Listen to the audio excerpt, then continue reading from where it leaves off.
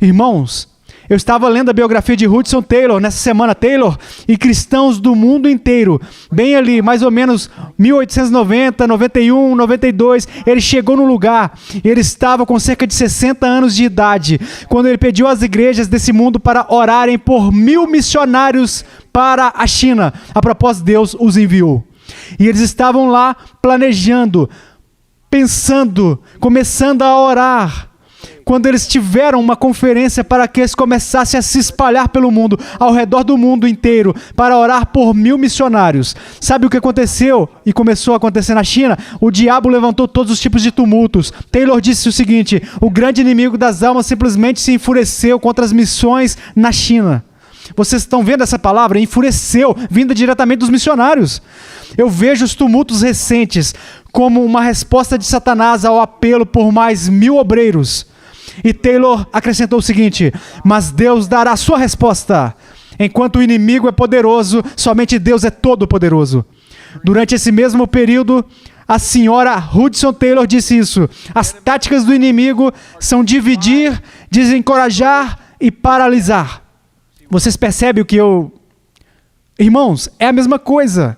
Vamos nos conscientizar da nossa unidade em Cristo, vamos ser fortes e ter bom ânimo e buscar diligentemente e continuamente as influências avivadoras do Espírito Santo. Irmãos, as artimanhas dele são as mesmas atualmente desde então. Ele procura dividir. É claro que o diabo quer dividir. Por quê? O que acontece quando ele divide? Irmãos, quando ele divide uma igreja, o que acontece imediatamente é que o nosso foco não está mais no nosso trabalho, o nosso foco não está voltado contra ele, não está visando ganhar terreno. De repente nós começamos a lutar uns contra os outros. A nossa força e as nossas energias são usadas para defender a nós mesmos e para provar que nós estamos certos e os outros errados. A divisão causa dispersão. Onde 2 ou 3 se reunirem em meu nome. Você enxerga a unidade aí, eles estão juntos, ele está ali para dividir.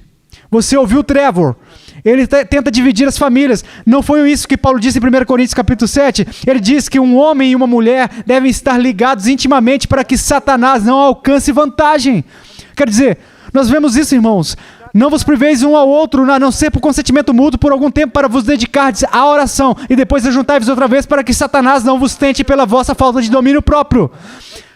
Tá aí, ó. Satanás está procurando causar divisão no nível básico da família e na igreja. Divisão. Divida a igreja e ambos os lados vão lutar um contra o outro. Então, os avanços para fora, em missões externas, em santidade, eles são interrompidos.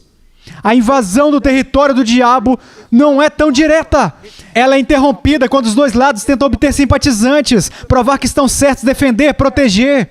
Nós vemos as tramas do diabo em cada nível. Cada nível. O diabo veio e tentou separar o Senhor de Jó. Estende a tua mão e toca-lhe nos ossos e na carne, e verás se não blasfema contra ti na tua face. Irmãos, não parece que o próprio diabo estava trabalhando nessa igreja em Corinto? Paulo reconhece todas essas divisões e facções na igreja que estavam surgindo, e sabe, Jesus não nos disse muito claramente. O diabo entende da ciência da divisão, não entende? Ele nos disse isso. Todo reino dividido contra si mesmo é devastado. E toda cidade ou casa dividida contra si mesma não subsistirá. E se Satanás expulsa Satanás, como subsistirá? Pois o seu reino... Jesus está nos dizendo, ele compreende os princípios da divisão. E muito bem. E eu tenho que acreditar que se existe um lugar onde o diabo está tentando usar seus artifícios e artimanhas, é contra os grupos missionários lá fora, nas linhas de frente. Irmãos, até mesmo Paulo e Barnabé, o próprio grupo, o protótipo, separados. Está nas Escrituras. Será que a nossa igreja não tem visto? Grupos missionários divididos. Irmãos, isso é real. Eu li na biografia de Hudson Taylor, as divisões lá foram reais. E Jesus orou: Pai Santo, guarda em teu nome aqueles que tu me deste, para que sejam um, assim como nós. E o diabo luta com uma fúria selvagem para nos separar. Irmãos, sejam cautelosos. Sejam cautelosos. Cuidado quando vocês se sentirem ofendidos por outros. Que proteção é toda vez que nos preparamos para a ceia do Senhor, para que nós não desprezemos a igreja. Não existe nada entre nós e qualquer outra pessoa para conservar as nossas relações uns com os outros bem próxima, para cobrir uma multidão de pecados, para não ser hipersensível, para passar por cima das coisas. Irmãos, cuidado quando alguém faz alguma coisa e repentinamente aquela voz surge em sua mente. Você entende o que eu quero dizer? São pensamentos que invadem a sua mente, de repente você está alimentando pensamentos maus sobre outra pessoa. Irmãos, vigiem. Vocês precisam saber. Anjos estão observando você e esperando por uma oportunidade para dividir essa igreja. E para separar amizades, dividir as nossas equipes missionárias, dividir as nossas equipes que plantam igrejas e para nos separar de outras igrejas. Irmãos, é real. A segunda coisa, desencorajamento. O que é desencorajamento? Ora, isso não é uma outra tática militar? Você tira a coragem do seu inimigo. Tira a coragem. Isso quer dizer que eles não têm mais um coração valente, não haja mais ousadia. Isso é exatamente o conselho de Aitofel para Absalão. Ouça isso. Está em 2 Samuel 17. Disse mais Aitofel para Absalão: deixa-me escolher 12.000 homens e me levantarei e perseguirei a Davi esta noite. Irei sobre ele, pois está cansado e frouxo de mãos. E o espantarei e fugirá todo o povo que está com ele. Então ferirei somente o rei. Eu lhes digo o seguinte: esse plano teria funcionado. Ele foi frustrado. Irmãos, homens e mulheres de coração valente viraram o mundo de cabeça para baixo. E parece que o diabo anda por esse mundo carregando um copo especial de água fria para apagar esse tipo de alma inflamada. Ele procura homens e mulheres cheios de paixão. E ele procura destruir essa paixão. Deixa eu lançar o meu copo de água fria para desencorajar, tirar a coragem deles. Deixar eles como Jó, num monte de pó e cinzas. É claro que a principal arma do seu arsenal para nos desencorajar são simplesmente os seus lábios mentirosos, ok? Eu quero dizer, pense nas coisas que quando ele se aproxima, ele diz para nós. Olha quanto pecado, olha o pecado na sua vida. Você acha que Deus vai usar você? Você não é ninguém. Você é um fraco. Olha o que você é. Ou ele vem e diz, sabe, olha quanta gente talentosa na igreja, Deus não vai dar bola para você. Deus esqueceu de você. Aquela velha serpente é um mentiroso, um caluniador. E veja, ele vai caluniar você para você mesmo. Ele vai chegar para você e dizer, Deus não vai usar você, você é um vaso quebrado. Eu quero dizer, você é muito alguma coisa, você é muito jovem, muito velho, muito burro, muito acanhado. Você é muito novo convertido, neófito, muito ignorante. Você não é como o irmão fulano, você não é como a irmã fulana. Você serve para quê? Ah, não vá para a reunião de oração. Que bem isso vai fazer? Essas orações não são respondidas. E se são, não são as suas orações. São as de outras pessoas. Quero dizer, é uma série constante de enganos. Qual é a utilidade de se memorizar as Escrituras? Qual o proveito de separar um tempo para reunir a sua família e olhar para a palavra de Deus e orar? O que adianta evangelizar? Nunca acontece nada, ninguém jamais foi salvo através da sua pregação, do seu evangelismo. E sabe, se isso acontece, acontece com os outros.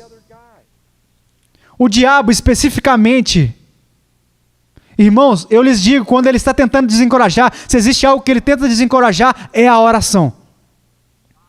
Deus é soberano, as suas orações não têm importância. Não faz diferença você vir para a reunião de oração ou não vir. Irmãos, existe uma famosa alegoria na casa do intérprete, do livro O Peregrino, John Bunyan. Lembre-se, existe um muro e uma lareira, existem salas em ambos os lados. E quando você olha de um lado, você vê um cara jogando água no fogo. Você dá a volta pelo outro lado e existe um cara jogando óleo no fogo. O primeiro é o diabo, o outro é Cristo. E aquele é o diabo. Ele é o que lança água fria.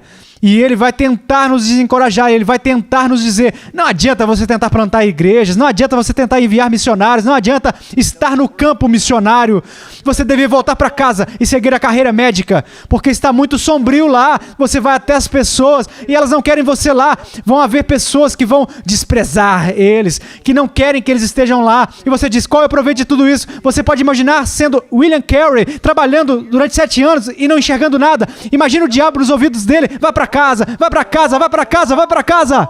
Não está funcionando. As pessoas não vêm.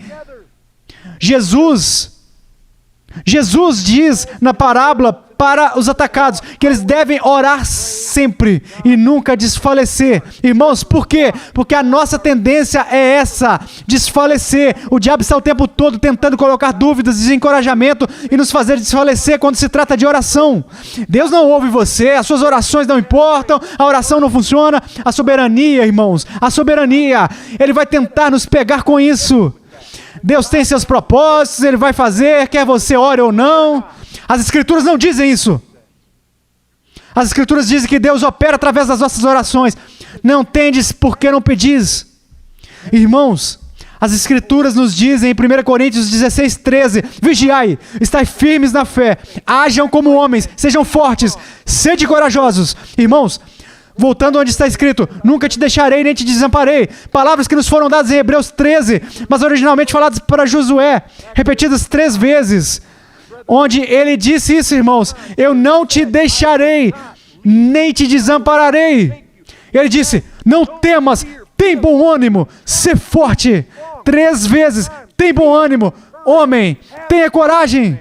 Nós somos pessoas que devem ter coragem, Deus está conosco. Irmãos, nós podemos vencer anjos, não na nossa própria força, mas na dele. Efésios 6:10, finalmente fortalecei-vos no Senhor e na força do seu poder. Nós podemos olhar o diabo nos olhos, nós podemos confessar a nossa fraqueza, mas em Cristo, irmãos, nós somos fortes no Senhor. É assim que nós temos homens como Charles Thomas Studd. Vocês já leram? Dê uma olhada pela internet, no Google, veja as citações dele. O cara simplesmente ele era fenomenal. De vez em quando eu faço isso, toda vez eu... Escute, 2 delas. Não vamos passar por esse mundo e depois deslizar silenciosamente para o céu sem ter tocado longamente em alta voz a trombeta pelo nosso Redentor Jesus Cristo. Cuidemos para que o diabo realize aquele culto de ação de graças no inferno quando ele receber a notícia da nossa partida do campo de batalha. Vocês não gostam disso? Quando no conflito face a face com o mundo, a carne e o próprio diabo, uma pequena e elegante confeitaria bíblica é como atirar em leões como um revólver de brinquedo. Deus precisa de um homem que vai e desfira golpes com toda a força que ele puder na cabeça. No poder do Espírito Santo, nada senão cristãos como relâmpagos em zigue-zague vão fazer a diferença. Eu gosto disso. Cristãos como relâmpagos em zigue-zague. É uma nova insígnia